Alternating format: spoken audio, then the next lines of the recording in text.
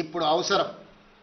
ఎందుకంటే రాజ్యాంగాన్ని పరిరక్షించాలంటే న్యాయ నిపుణులు, న్యాయ కోవిదులు రాజ్యాంగాన్ని ప్రజలకు ఆ స్ఫూర్తిని అందించడానికి ఉపరాష్ట్రపతిగా ఉంటే ఇది దేశ ప్రజలకు ప్రయోజనం చేకూరుతుంది, ప్రజాస్వామ్యం కాపాడబడుతుంది. అందుకే ప్రజాస్వామ్యాన్ని పరిరక్షించడానికి రాజకీయాలకు అతీతంగా మనందరం ఏకమై జస్టిస్ సుదర్శన్ రెడ్డి గారిని గెలిపించాల్సిన అవసరం ఉంది. వారికి మద్దతు ఇవ్వవలసిందిగా ఉభయ తెలుగు రాష్ట్రాలలో ఉన్న రాజకీయ పార్టీలను, వాటి నాయకత్వాన్ని ఈరోజు తెలంగాణ కాంగ్రెస్ పార్టీ తరఫున, మంత్రివర్గం తరఫున వారందరూ కూడా నేను విజ్ఞప్తి చేస్తున్నా.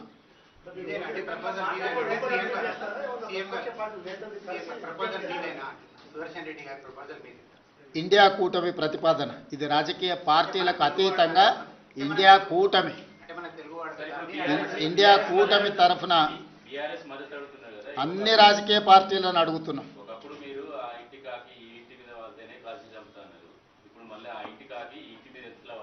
ఇది ఇండియా కూటమి, జస్టిస్ సుదర్శన్ రెడ్డి గారు కాంగ్రెస్ పార్టీ కాదు. అందుకే మీకు మొట్టమొదటి ఓపెనింగ్ రిమార్క్స్లోనే చెప్పిన, జస్టిస్ సుదర్శన్ రెడ్డి కాంగ్రెస్ పార్టీ ప్రతినిధి కాదు, కాంగ్రెస్ పార్టీ సభ్యుడు కాదు, కాంగ్రెస్ పార్టీ ఒకటే ప్రతిపాదించిన అభ్యర్థి కాదు. ఇండియా కూటమి ప్రజాస్వామ్యాన్ని పరిరక్షించడానికి న్యాయ నిపుణుడు, న్యాయ కోవిదుడైన జస్టిస్ సుదర్శన్ రెడ్డిని ప్రతిపాదించారు. వారికి ఏ రాజకీయ పార్టీతో సంబంధం కానీ, అనుబంధం కానీ, సభ్యత్వం కానీ లేదు. పార్టీలకు అతీతంగా జస్టిస్ సుదర్శన్ రెడ్డి గారిని గెలిపించాల్సిన బాధ్యత ప్రతి తెలుగువాడి మీద ఉన్నది. అందుకే ఈరోజు తెలుగు భాషను ప్రాచీన భాషగా గుర్తించాలనుకున్నప్పుడు అందరం ఏకమైనం. అంతెందుకు 1991లో కాంగ్రెస్ పార్టీ పివి నరసింహారావు గారిని దేశ ప్రధానమంత్రిగా చేసి ఉప ఎన్నికలకు నంద్యాలలో పోటీ పడినప్పుడు ఆనాడు గంగుల ప్రతాప్ రెడ్డి గారు రాజీనామా చేసి పివి నరసింహారావు గారు నంద్యాల ఎంపీగా ప్రతిపాదించినప్పుడు పెద్దలు నందమూరి తారక రామారావు గారు ముందుకు వచ్చి ఒక తెలుగువాడి దేశ ప్రధానమంత్రి అవుతున్నాడు అంటే అది మనందరికీ గర్వకారణము. ఎన్నికల్లో తెలుగుదేశం పార్టీ ప్రధాన ప్రతిపక్షంగా పోటీ పెట్టడం లేదు, అందుకే పివి నరసింహారావు గారిని గెలిపించండి అని చెప్పి ఆ రోజు నందమూరి తారక రామారావు గారు ముందుకు వచ్చిండ్రు. సిద్ధాంతపరంగా వైరుధ్యం ఉన్న కాంగ్రెస్ తెలుగుదేశం ఆనాడు ఎన్టీ రామారావు గారు పివి నరసింహారావు గారికి సంపూర్ణమైన మద్దతును పలికి వారి గెలుపుకు పూర్తిగా సహకరించి రాజకీయ విజ్ఞతను ప్రదర్శించారు. ఈరోజు తెలుగు వాళ్ళందరూ కూడా ఎన్టీ రామారావు గారిని ఆదర్శంగా తీసుకొని రాజకీయ విజ్ఞతను ప్రదర్శించి ఒక తెలుగువాడు ఉపరాష్ట్రపతి అయ్యే అవకాశం వచ్చింది. ఈనాడు వారు ఉపరాష్ట్రపతిగా నెగ్గితే భవిష్యత్తులో వారు రాష్ట్రపతి అవ్వడానికి కూడా అవకాశం ఉంటుంది.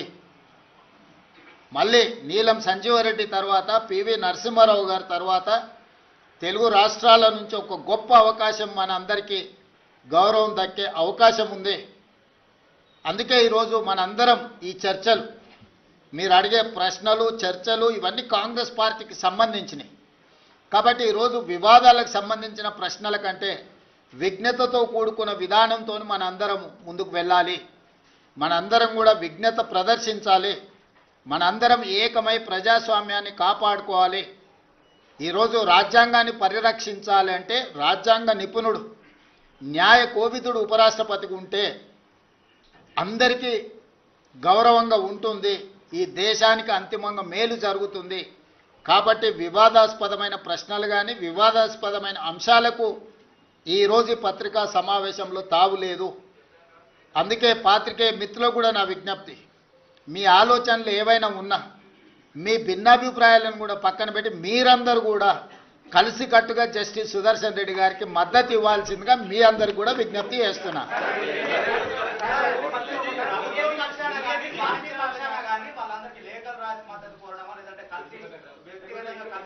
ఖచ్చితంగా మీ అందరి సూచన ఏ రకంగా ఉంటే ఆ రకంగా ముందుకెళ్తాం. ఏదైనా తెలుగు వాళ్ళందరినీ కూడగట్టడమే మా అందరి యొక్క ఉద్దేశము.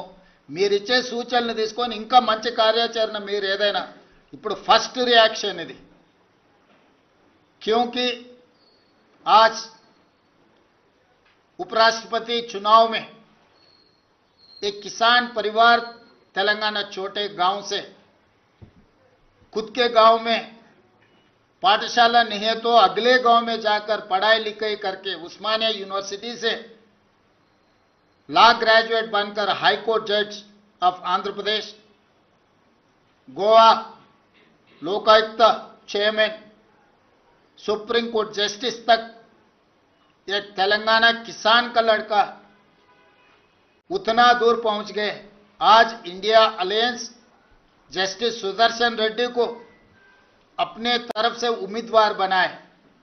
इसीलिए आज हमारे कैबिनेट और कांग्रेस पार्टी तेलंगाना के जनता की ओर से और तेलुगु जाति के तरफ से हमारी गुजारिश ये है कि Telugu Desam, Jana Sena, YSR, BRS and